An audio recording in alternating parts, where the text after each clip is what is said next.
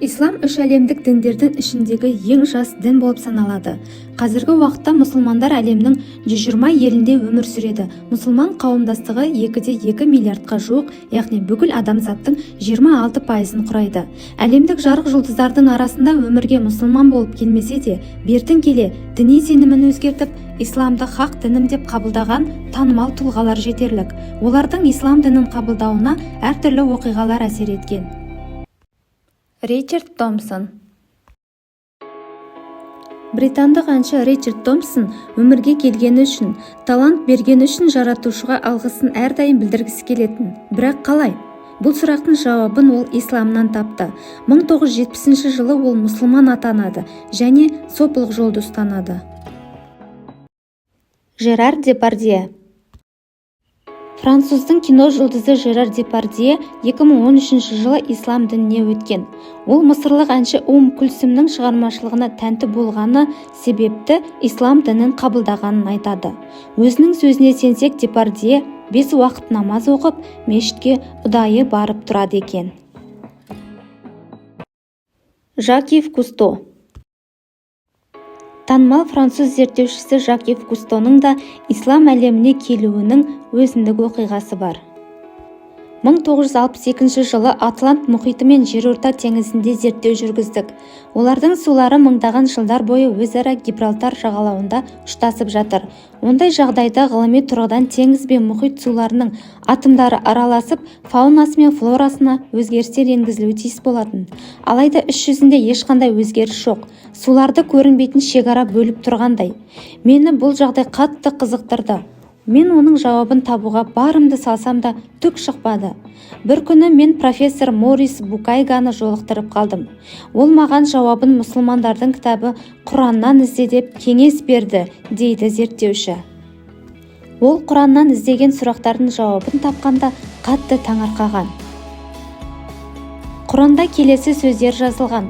Ол қосылып кету мүмкіндігі бар екі теңізді қатар ағызып қойды. Бірақ араларына тоспа тастап қосылмайтындай етті. Тәңірдің қай тағылымын жоққа шығара аласыңдар? Екеуінен де інжу маржан шығады. Тәңірдің қай ізгілігін терістей аласыңдар? Осыдан кейін менің көзім ашылып, исламға бет бұрдым. Қазіргі ғылымда 14 ғасыр артқа тастаған Құранға ант етейін.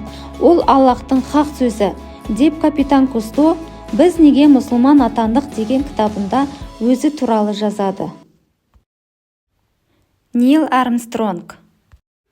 Америкалық ғарышкер Нил Армстронг та айға сапарынан кейін ислам дінін қабылдаған. Мен айға дұға етпей қондым, енді дұға етемін, мені мұсылман деп санай беріңіздер, деп жазған Нил өзінің Ай Одиссеясының құпиялары, жұмбақтары мен аңыздары атты мақаласында. Армстронг, Олдрин және Коллинс алғаш рет Аполлон 11 мен ай бетіне аяқ басқан сәтінде алыстан ашық тұрған үлкен кітапты байқаған. Артынша олар бір әуенді естіген. Ғарышкерлер алғашқыда ол әуенді радио толқынның жаңғырығы болар деп ойлайды. Бірақ олар қонған ай бетінде радио толқындарын қабылдау мүмкін емес болатын.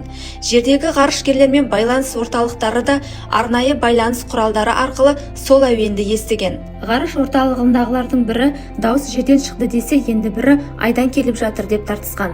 Даудың қайдан келіп жатқанына нақты дәлел таба алмаған соң, орталықтағылар бір байламға келе алмайды. Ғарышкерлер кітапты суретке түсіріп, әуенді таспаға жазып алады. Алайда оған ешбір ғылыми негіз таба алмағандықтан тылсым дүниені жұмбақ күйінде сақтаған. Арада 14 жыл өткенде 1983 жылы Армстронг ғылыми конференцияға қатысу үшін Мысырға келеді. Конференция өтіп жатқанда президиумда отырған Армстронгтың құлағына ай бетінде естіген құпия әуен қайта естіледі. Айдағы әуенді жерде естіген Армстронг жан-жағына елеңдеп түрі өзгеріп кетеді. Таң қалысын жасыра алмаған ғалым айналасындағылардан бұл қандай әуен деп сұрайды. Олар мұның жай әуен емес, мұсылмандарды намазға шақыру белгісі азан екенін айтады. Сонда Армстронг алғаш айға қонғанда осы дауысты естігенін айтады. Осы дауыс, менің алғаш рет айға қонғанда естігенім осы дауыс, менің тұла бойымды шымырлатып, шып-шып тер шығарған осы дауыс деп таңданысын жасыра алмайды ол. Сол күннен бастап ғарышкер ислам дінін қабылдаған екен. Бір қызығы ғарышкер Юрий Гагарин де ғарыштан азан дауысын естіп, ислам дінін қабылдады деген қауесет тараған. Алайда бұл қауесеттер ресми тұрғыдан расталмаған. Шон Стоун. Режиссер Оливер Стоунның ұлы Шон Стоун ислам дінін қабылдаған. Айта кетерлігі, оның әкесі иудей, анасы христиан. Ислам дінін қабылдау христиандық немесе иудейліктен кету дегенді білдірмейді. Аталмыш діндермен мен дүниеге келдім. Бұл мен Мұхаммед пен өзге пайғамбарларды қабылдадым деген сөз. Адамдар ислам, иудейлік пен христиан діні бір-біріне қарсы деп ойлап, қателесіп жатады. Оның жаңсақтық екенін үңіле қарасаңыз түсінетін боласыз. Мен үшін америкалықтарға исламның нағыз табиғатын түсіндіру маңыздырақ, дейді өзіне жаңадан Әли есімін алған Шон. Ол мешітке барған сайын жаны жадырап сала беретінін жасырмады. Мен мешітке барған сайын өзімді жақсы сезінемін.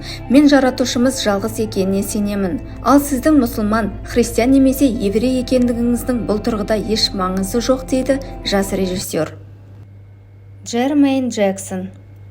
Йогова куәгері болған танымал әнші Джермейн Джексон 1989 жылы Бахрейн қаласына барған сапар кезінде ислам дінін қабылдады. Дәл осы сапарында әнші көшеде жүрген бахрейндік балалармен әңгімелесіп қалады. Ананы-мынаны сұраған балалар Джексоннан дініңіз қандай деп сұрайды. Ол христиан дейді. Ал сендердің ше дегенде балалар бір ауыздан ислам деп жауап береді де және хақ дін туралы біраз мәліметтер береді. Балалардың әңгімесі әншіге әсер еткені соншалық, ол сол кездесуден кейін ислам ғалымдармен жүздесіп ұзақ сөйлеседі. Соңында мұсылман болуға бел буады. Ислам дінін қабылдағаннан кейін мен қайта туылғандай күй кештім. Христиан дінінен таба алмаған сұрақтардың жауабын мен осы діннен таптым. Меккеге алғаш рет қажылыққа барғанымда мен сол кезде өзімді нағыз мұсылман сезіндім. Таяу шығыс елдерін аралап, қасиетті қабағына айналып, өмірін күрт өзгерткен Джермейн Америкаға оралған соң алдынан үлкен кедергілер шықты. Оның ислам дінін қабылдағаны жайлы ел ішінде әңгіме тарап, оны сөгушілер көбейді. Тіпті отбасына түрлі қоқаң-лоққы сипатындағы хаттар жолдаған. Ал інісі Майкл Джексон одан ислам діні туралы бір-екі кітабын оқуға сұрап алыпты. Ағасының айтуынша поп-жұлдыздың исламға деген қызығушылығы сол кезде ояна бастаған көрінеді. Кейіннен Майкл Джексон да мұсылмандардың қатарын толықтырды. Джермейн 7 ұл, 2 қызын да мұсылман етіп тәрбиеледі. Джанет Джексон. Ағаларының мұсылман болуы Джанет Джексонға да әсер етпей қоймады. Әрі ол катарлық миллиардер Висам әл-Манамен некеге отырғаннан кейін өмірі өзгере бастаған. Ол қысқа белдемшелер мен ашық киімдердің орнына орамал тағып, жабынып жүретін болған. Сонымен қатар оның мінезінен де өзгерістер байқала бастапты. 2017 жылы Джанет алғаш рет ана атанып, Иса есімді ұлды дүниеге әкелген. Кассиус Марцеллус Клей. 1964 жылы 22 жасында алғашқы чемпиондық атағын алған Кассиус Марцеллус Клей бір аптадан кейін есімін Мұхаммед Әли деп өзгертіп, тарихта атын қалдырады. Сол кезде бәрі боксшының ұзақ уақыт ислам ұлты ұйымына мүше болып келгендігін білді. Соған қарамастан, Нью-Йорк штатының спорт комиссиясынан бастап, ешкім оның мұсылман екенін мойындағысы келмеген. Әли әлем өзін ұлы тұлға ретінде тану үшін өз-өзімен жұмыс істеген. Майк Тайсон. Майк Тайсон тек танымал спортшы ғана емес, сондай-ақ шатақ мінезді тұлға. Оның эмоциясын ұстай алмауы оны түрмеге тоғытты. Дәл осы жерде ислам дінін қабылдап, Алланың жолымен жүре бастады. Бұл 1992 жылы болатын. Содан кейін өмірі жақсара бастаған екен. Боксшы 2010 жылы Мәлік Абдул-Азиз атты ислам есімін алып, Меккеге қажылыққа барып келген. Өмірімде жасаған жамандығым басымнан асады. Сол әрекеттерім үшін Алла мені тозаққа тастай ма деп қатты қорқамын. Күнәмді жуып шаю үшін Алладан кешірім сұрап, құлшылық етемін. Нағыз мұсылман ретінде Құран бұйырған нәрсені орындауым керек. Ал осыған дейін жеткен жетістіктерімнің ешқайсының қазіргі күні мәні де мағынасы да жоқ, дейді Майк сұхбаттарының бірінде. Франк Рибери. Француз футболшысы Франк Рибери 2006 жылға дейін басқа діннің өкілі болған. Алайда алжирлік Вайб оны кездестіргеннен кейін оның өмірі түбегейлі өзгереді. Ол Вайбоға үйленіп қана қоймай, оның діні исламды да қабылдайды және бұл шешіміне ешқашан өкінген емес. Мен ислам дінінен бейбітшілік пен тыныштық таптым. Қиын сәттерде исламның қалай көмектесетінін білдім. Құранды оқығанда мен қатты таң қалдым. Құран жұмыр жер тарихындағы ең дана кітап, дейді Рибери. Тьерри Анри.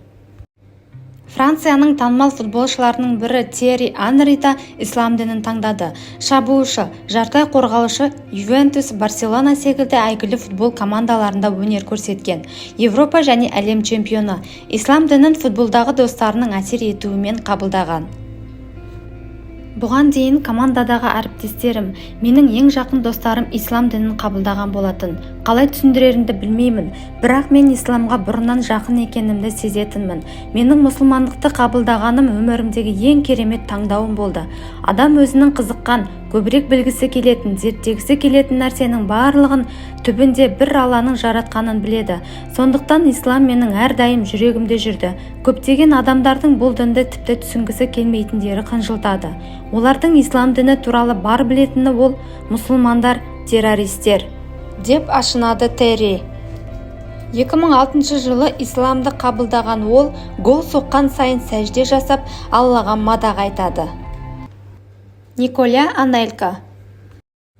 Николя Анелька да француз футболшысы. 2004 жылы Біріккен Араб Әмірлігіне барып, ислам дінін қабылдады. Абду Салам Билал есімін иеленеді. Мен ислам дінін неге қабылдадым? Себебі бұл діннің өмір салты маған ұнайды және сай келеді. Ислам менің жеке өмірімнің бір бөлшегі болғандықтан оны көп айта бергім келмейді, дейді ол. Уилл Смит. Әнші, актер Уилл Смиттің айтуынша, ол Мұхаммед Әли жайлы фильмнің түсірілімі кезінде ислам дініне деген қызығушылығы пайда болған. Фильм желісі бойынша актер боксшының өзін сомдады. Басты кейіпкердің өмірбаянын егжей-тегжейлі зерттеген актер оның ой-өрісіне таңданып, кейіннен мұсылмандардың қатарына өзі де қосылады. Уилл терроризм туралы баққа берген сұхбатында, біз мұсылмандар терроризм мен қылмысты жақтайтындардың қатарында емеспіз деген. Эйкон. Атақты әнші Эйконның мұсылман екенін көбі біле бермейді. Ол ешқашан ішімдікті аузына алып темекі шегіп көрмегенін мақтан тұтады. Оның тіпті діни сеніміне бағышталған Сенегал атты әні де бар. Не істесек те Алланың разылығы үшін істейміз, дейді ол.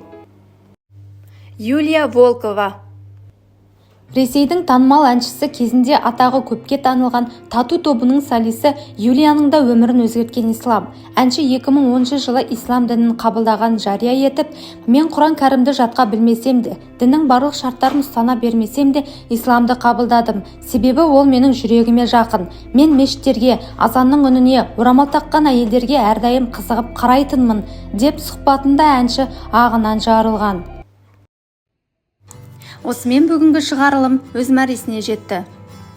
Ал сіз мұсылмандардың қатарына қосылған басқа қандай атақты адамдарды білесіз?